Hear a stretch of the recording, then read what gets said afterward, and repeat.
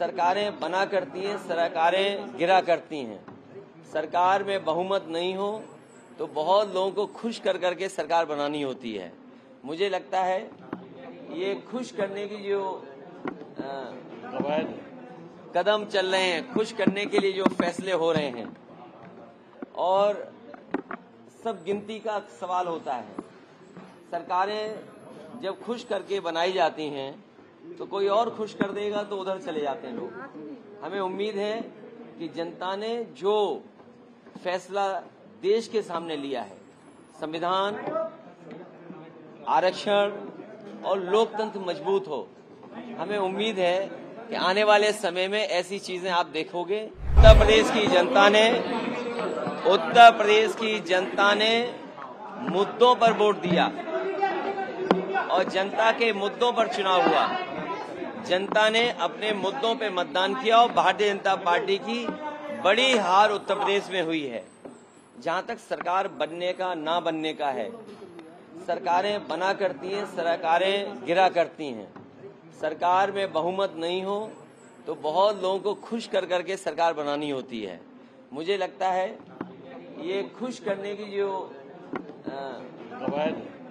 कदम चल रहे हैं, खुश करने के लिए जो फैसले हो रहे हैं, और सब गिनती का सवाल होता है। सरकारें जब खुश करके बनाई जाती हैं तो कोई और खुश कर देगा तो उधर चले जाते हैं लोग। हमें उम्मीद है कि जनता ने जो फैसला देश के सामने लिया है, संविधान, आरक्षण और लोकतंत्र मजबूत हो, हमें उम्मीद है कि आने वाले समय में ऐसी चीजें आप देखोगे कि लोग उनके लिए साथ खड़े दिखाई देंगे। अयोध्या से भी आप लोगों को जीत मिली है। कल से लेकर अयोध्या को लेकर लगातार चर्चा हो रही है कि बीजेपी वहां से हारी है। देखिए, सच्चाई तो ये है कि भारतीय जनता पार्टी और सीटें भी हार जाती है उत्तर प्रदेश में।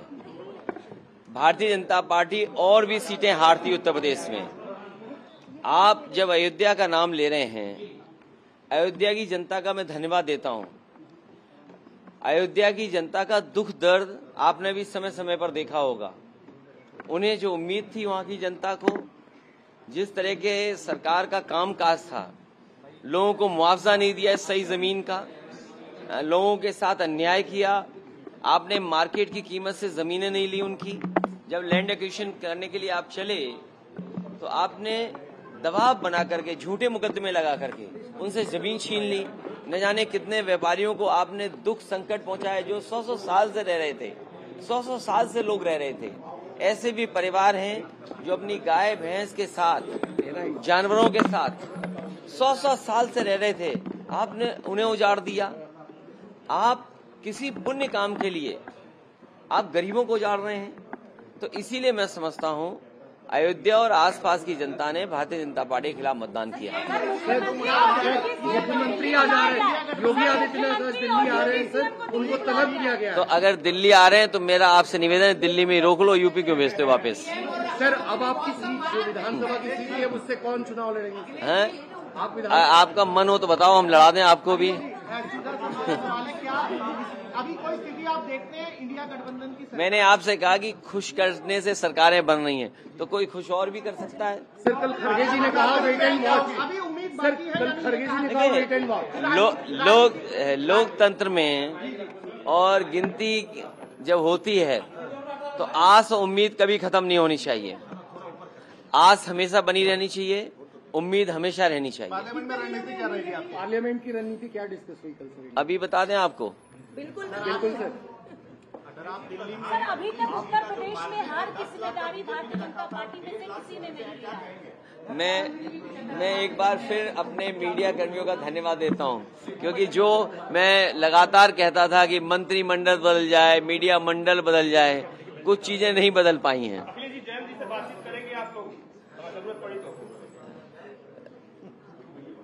नौकरी का सवाल पे क्या देखते हैं? मैं समझता हूं अग्निवीर व्यवस्था तुरंत खत्म होनी चाहिए। सरकार को स्वीकार करना चाहिए कि उनकी गलती है, कि उन्हें अग्निवीर जैसी व्यवस्था नहीं लानी चाहिए, और न केवल अग्निवीर व्यवस्था खत्म होनी चाहिए बल्कि बहुत से नौजवान जिनको रोजगार नहीं मिल पाया, फौज में जाना चाहते थे, उन्हें उम्र की छूट भी देनी चाहिए। एनडीए सरकार बनाने में लगी है और शपथ 8 तारीख को होने जा रही है। 7 तारीख को राष्ट्रपति ने समय ले लिया है। तो अच्छी बात है, वो तो गिनती है, गिनती जिसके पास होगी राष्ट्रपति उसी को शपथ पे बुलाएंगे, फिर गिनती बदल जाएगी, फिर कोई और शपथ देगा। ये क्या बात हुई? ये तो शपथ चलती रहती हैं। वेट एंड वॉच बोला गया है, वेट एंड वॉच में आप क्या कहेंगे? अरे मैंने बोल दिया भाई, हमें बचाओ तुम। सर हम लोग बचाओ सर, वेट एंड वॉच पे क्या कहेंगे? आपको पहले शुभकामनाएं। सर कल राहुल जी ने भी आपकी तारीफ की है। कन्नौज की सीट पे आप जीते हैं। मैं कन्नौज की जनता का बहुत धन्यवाद देता हूँ कि उन्होंने सकारात्मक राजनीति को दोबारा सकारात्मक राजनीति के पक्ष में मतदान किया। कन्नौज की सुगंध और महकेगी और दूर तक जाएगी। सबसे ज्यादा सीटें आपकी पार्टी को मिल पाएंगी। 37 सीटें आई हैं सर आपकी पार्टी में उत्तर प्रदेश में। मैं जनता का धन्यवाद देता हूँ।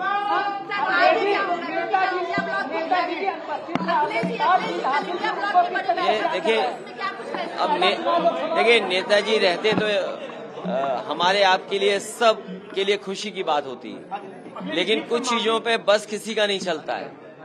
लेकिन जहाँ कहीं भी नेताजी रहे होंगे या होंगे, उन्हें अच्छा लग रहा होगा कि समाजवादियों ने आज उत्तर प्रदेश में बहुत सीटें जीती हैं। बहुत ज्यादा पहले दिन से लेकर आज चुनाव के आखिरी दिन तक पीडीए कहा, आपको लग रहा है वही की फैक्टर भी बना?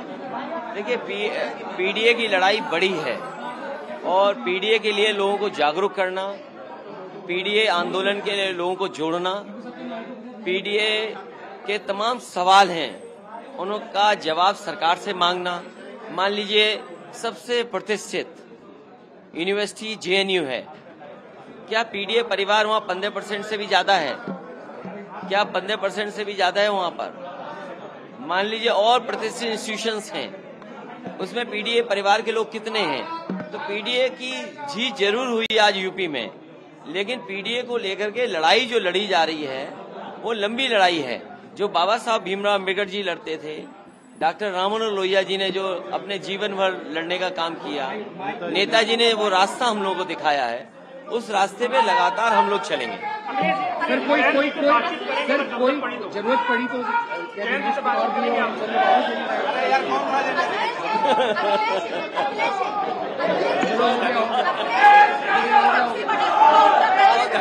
सबसे ज्यादा बीजेपी को हार मिली है, क्या कहेंगे आप?